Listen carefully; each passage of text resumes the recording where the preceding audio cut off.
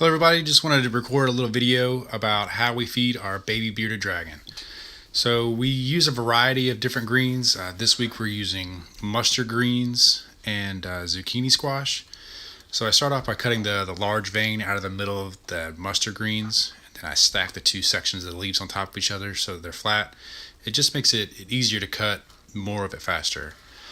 So then I go and I cut it all into strips, manageable size strips, because we are feeding a baby beardie, so she needs it to be fairly small so that she can get it all in her mouth at one time. Once I get it all cut into strips, then I'm going to pick it all up, and I like to do a little fold in the middle and then twist, so it kind of helps keep everything together. So just kind of twist it all together, clearing off my workstation there. And then I start on the folded end and I just dice it into really small pieces, just so it's easier for her to manage as she's eating it.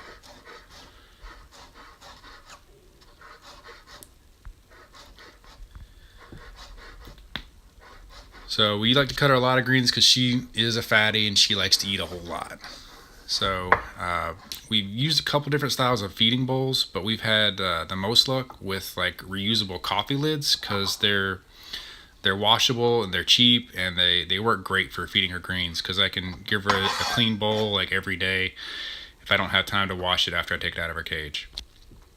So then we take the zucchini, and this had a little bit of a dried end on it from where it had been sitting out from yesterday, or sitting in the fridge from yesterday. So I cut the little tiny slices off the end of it to put that away, and then I just cut really thin slices.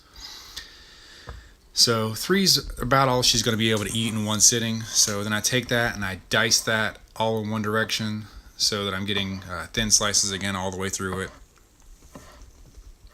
And then once I finish that, I'm actually going to take and turn that at 90 degrees, so I'm cutting it in the opposite direction. So I get a bunch of small little cubes of the zucchini squash.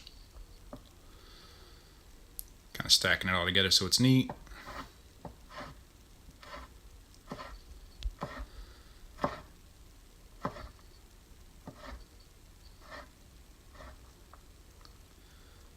Go, and then just kind of put that over there to the side. I separate it out so that she can choose whatever she wants to eat. I don't know if it really makes a difference or not.